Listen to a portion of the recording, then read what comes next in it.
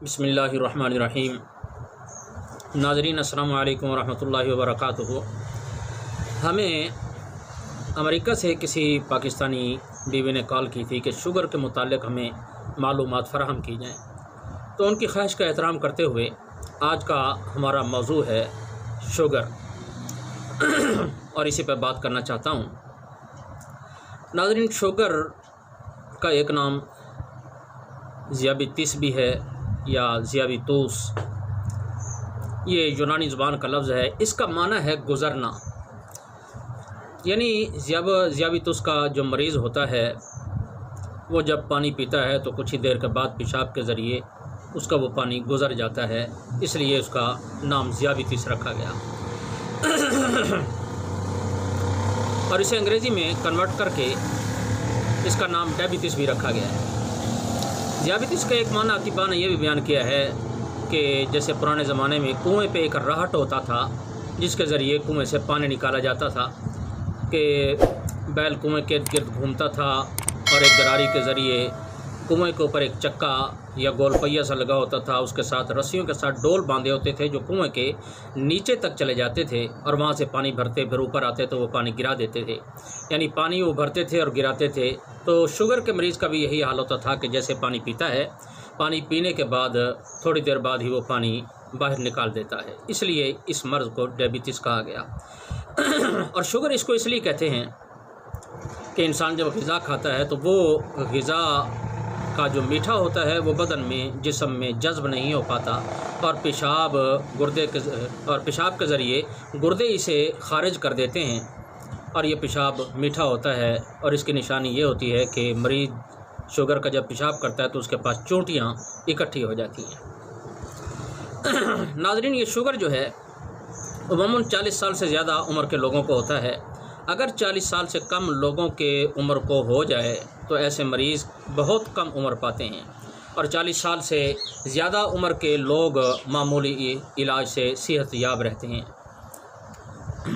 नाज़रीन, शुगर के मरीज़ को बार बार प्यास लगती है, उसका अक्सर मुँह खुश्क रहता है, बस यही इसकी सबसे बड़ी तकलीफ़ हुआ करती है।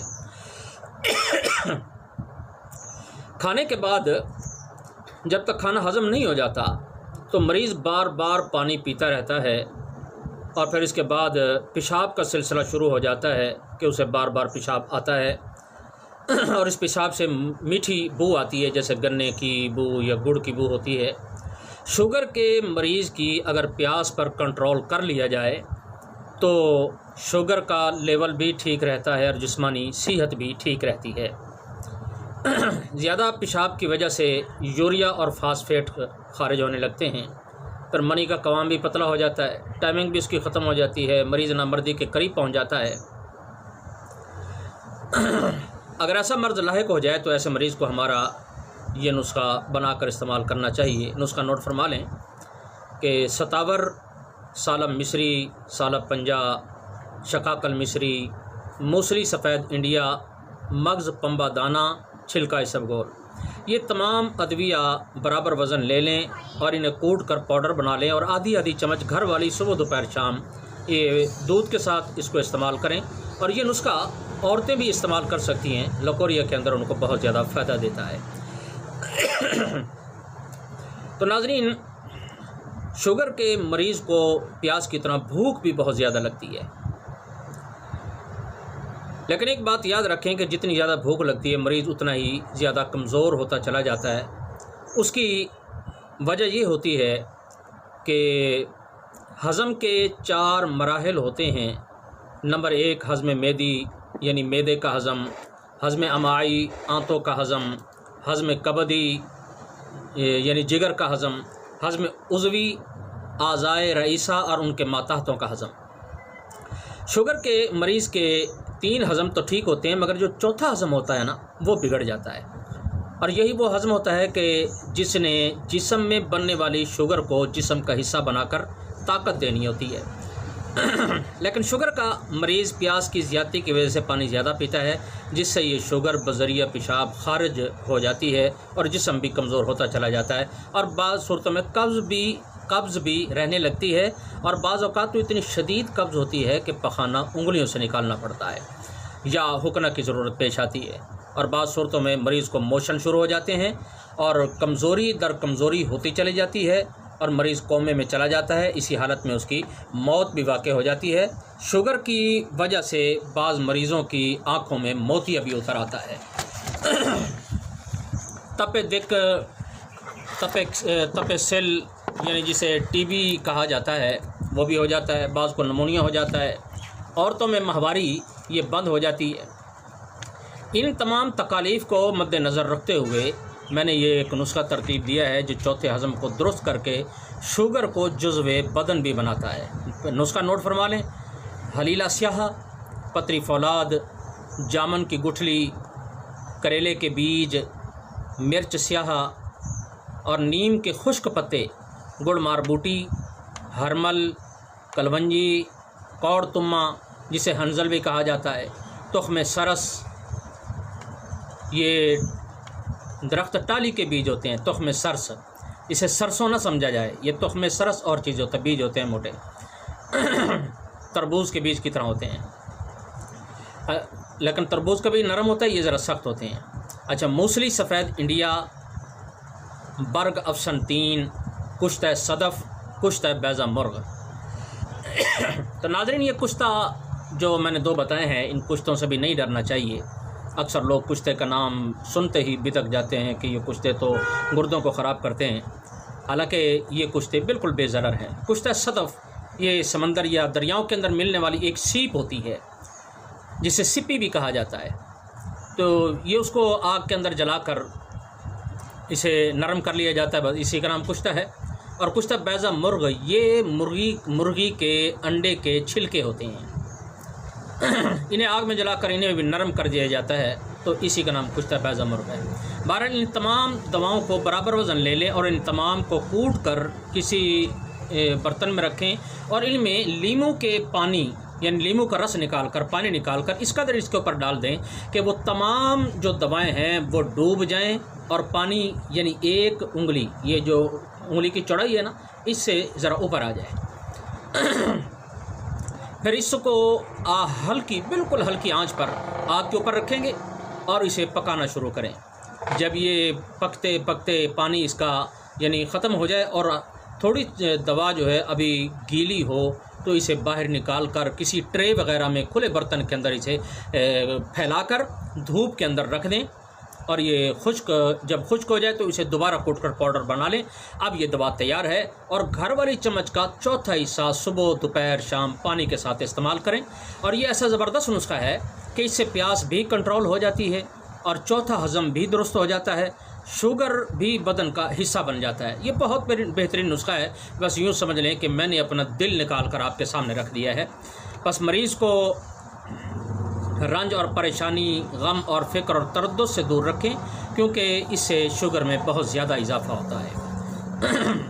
अच्छा, एक और बात भी मैं आपसे गोश गुजारना चाहता हूँ कि बाज़ मरीज़ शुगर से इतने ज़्यादा खौफज़दा होते हैं कि उनका शुगर लेवल से भी जब कम हो जाता है, अपना जो एक हद होती है, लेवल होता है, उससे भी जब कम हो जाता है तो वो फिर भी शुगर की दवाएं खाना नहीं छोड़ते। वो शुगर से डरे होते हैं। उन्हें शुगर के ज़्यादा होने का तो डर होता है, लेकिन कम होने का खौफ नहीं होता। हालांकि शुगर का कम होना शुगर के ज़्यादा होने से ज़्यादा ख़तरनाक होता है। ऐसे मरीज़ का खून गाढ़ा होकर कम हो जाता है, रंगत पीली हो जाती है, जरकान हो जाता है, गुर्दों से अल्ब्यूमन खारिज होने लगती है, घबराहट होती है, खफकान कल्ब हो जाता है, सांस चढ़ने लगता है और मरीज़ सुस्त और काहिल हो जाता है। बाज़ का जिस्म यूँ कांपने लग जाता है, पूरा जिस्म कांपता है और देखने वाला खौफज़दा हो जाता है कि इसे क्या हो गया। चलते फिरते जिस्म का तवाज़ुन भी बरकरार नहीं रहता, कभी इधर डावाडोल होता है, कभी इधर डावाडोल होता है, चक्कर आकर गिर जाता है और दायां बाजू, दाएं टांग उसकी सूज जाती है, बाज़ को दायां फालज भी हो जाता है। शदीद सूरतों के अंदर तो मरीज़ कोमे के अंदर चला जाता है। तशन्नुज, जिसे टेटनस कहा जाता है, अकड़ाव कहा जाता है, वो अकड़ाव पैदा होना शुरू हो जाता है, मरीज़ गश खाकर गिर जाता है। ये सारी अलामतें शुगर के कम होने की हैं। फिर ब्लड भी हाई हो जाता है, भूख भी मर जाती है, हाथ पांव भी फूल जाते हैं, ठंडे हो जाते हैं। मगर एक बात याद रख लें कि हाथ पांव ठंडे होते हैं, मरीज़ फिर भी हाथ पांव के जलने की शिकायत करता है। वो कहता है हाथ पांव के अंदर जलन हो रही है, और वो बार बार उन पर ठंडा पानी डालता रहता है, जिससे मसाम बंद होकर बेचैनी मज़ीद बढ़ जाती है। लिहाजा मरीज़ को ना तो पानी डालने दें, ना ही बार बार नहाने दें। बस दिन में 1 मरतबा नहाना ये काफ़ी है उसके लिए। अगर ज़्यादा वो नहाएगा, ज़्यादा पानी डालेगा तो फालिज का भी ख़तरा है।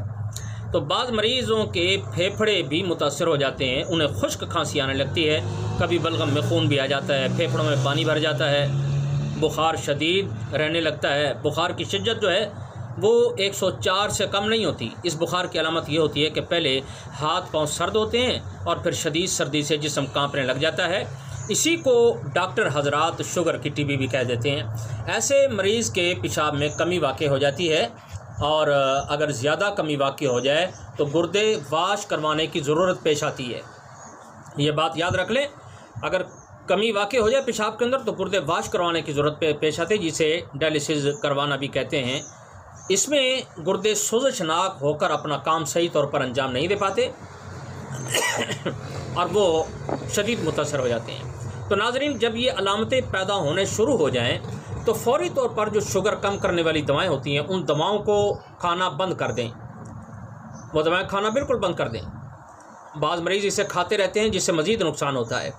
तो वो दवाएं बंद करके ये जो नुस्खा अब मैं बताना चाह रहा हूँ, इस नुस्खे को इस्तेमाल करें तो इंशाअल्लाह ताला ये वो सारी अलामतों को गायब कर देगा।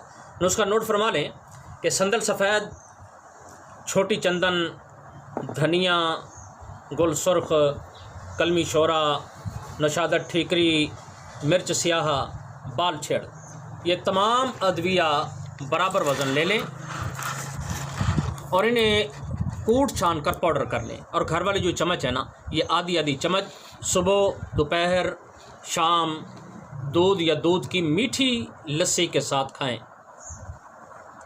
इनमें से कोई भी तकलीफ़ होगी ना, वो सारी की सारी गायब हो जाएगी। 1 दिन, 2 दिन, 3 दिन या हफ्ता तक इसको इस्तेमाल करें।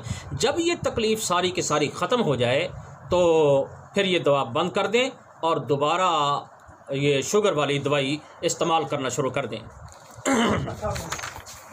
शुगर से इस तरह लड़ते रहें, एक वक्त आएगा कि लबलबा या पिंक्रियास अपना काम खुद ब खुद करना शुरू कर देगा और इंसुलिन बनाना शुरू कर देगा इंशाअल्लाह ताला। एक बात और भी याद रख लें, यह आखिरी बात है कि मरीज़ का कुल्ली तौर पर मीठा बंद न करें, ये मरीज़ पर जुल्म होता है, बल्कि थोड़ा थोड़ा मीठा वो खाता रहे। अगर पेशाब से शुगर आती भी रहे तो इससे मत डरें, कोई हर्ज नहीं इसे, वरना अगर मीठा ना खाया तो इस सूरत में बदन कमज़ोर हो जाएगा। और दूसरी बात ये भी याद रख लें कि मरीज़ को थोड़े थोड़े ड्राई फ्रूट भी देना चाहिए। मसलन बादाम है, अखरोट है, काजू मेवा है, चलगोज़ा है, मूंगफली है, ड्राई फ्रूट हैं या चहार मगज़ हैं, ये इनको देना चाहिए। उनके सही तरीके का इस्तेमाल जो है ना वो ये है कि इन तमाम को कूट कर रख लें और 1 चम्मच सुबह और 1 चम्मच शाम ये उनको खाना चाहिए। ज़्यादा हरगिज़ न खाएं। बाज़ मरीज़ ताकत के नाम पे बहुत ज़्यादा खाते हैं। ये बात याद रख लें कि अगर वो ज़्यादा खाएंगे तो इन ड्राई फ्रूट के अंदर जो रोगनियात होते हैं ये बदन इनको सही तरह हज़म नहीं कर पाएगा। अगर वो एक जगह जमा हो गए तो उस तेल की वजह से बड़े बड़े कार्बंकल और फोड़े निकल आते हैं, फिर वो फोड़े बहुत मुश्किल से ठीक होते हैं। तो नाज़रीन, मरीज़ को कभी कभार दूध भी देना चाहिए, दूध भी इस्तेमाल करें। जो तरीक़ाकार मैंने आपको बताया है इस तरीके से आप इलाज करेंगे तो इंशाअल्लाह ताला आपको कभी इसमें दिक्कत पेश नहीं आएगी, तकलीफ़ पेश नहीं आएगी। बस मैं अपनी बातों को यहीं पे ख़त्म करता हूँ। अल्लाह ताला आप तमाम हज़रात को सेहत कामिला आजला अता फ़रमाए और रसूलुल्लाह सल्लल्लाहु अलैहि वसल्लम के जितने भी उम्मती हैं अगर सेहतमंद हैं तो उनकी सेहतों की हिफाजत फरमाए और बीमार हैं तो उनको सेहत कामिला आजला अता फ़रमाए। व आखिर दावाना अल्हम्दुलिल्लाहि रब्बिल आलमीन। हमारा आखिरी दावा यह है कि तमाम तारीफ़ें अल्लाह के लिए हैं। अस्सलामु अलैकुम व रहमतुल्लाहि व बरकातुहू।